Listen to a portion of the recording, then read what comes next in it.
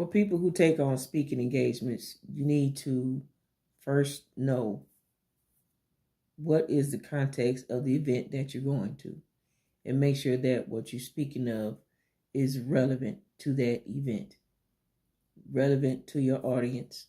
And you need to be universal with your audience because you don't know who's there. Some people are there just to spectate, but there are people there who are really seeking something and have a purpose. So you need to make sure what you're speaking of is relevant to the context of the event. You also need to know if this is a paid speaking engagement, if you are speaking for free, if you are speaking under honorarium, or if this is actual paid. If you are a person who's going there as an individual, you should only expect an honorarium, but you need to make that clear as well. If you are going representing your brand or a company, then that's where you can get in to talk about pay, fees, whatever else you're charging. But know that your brand needs to have a vision and a mission statement behind it. No one's going to ask you to speak just because you speak so well, you speak so eloquently, and the words that you speak are motivational or whatever else. Your brand has to represent your vision and your mission. So don't get offended when you go into a speaking engagement blind. You didn't ask questions. You weren't clear about what type of speaking engagement this is, free, honorarium, or paid. Don't get offended when you're not receiving some type of income behind it.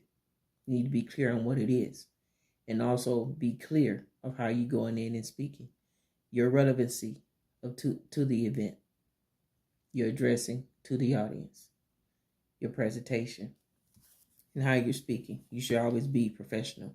Don't feel like just because you're going to some so-called challenge area, or you're speaking to some children who are considered to be, some children, or a place where you consider to be challenged or disenfranchised, and you go in trying to talk real, cursing, using derogatory words, you've lost at least 60% of your audience, because that's something that they hear all day.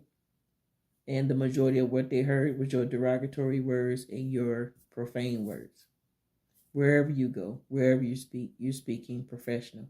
You're not only representing yourself, you're representing the background of what they see, regardless of what your nationality is. So be very mindful of that. If you are a speaker and you're taking speaking engagements, be humble about it. Don't figure like I'm just this great speaker, I'm this big speaker, and people call me because I talk and I speak so well and everybody listens to me. Well, please know that last part. Everybody is listening. And your words that you say have more effect than what you know, whether it be a good effect or a bad effect. And that's effect, EFFECT. Your words affect people, so be very mindful of that.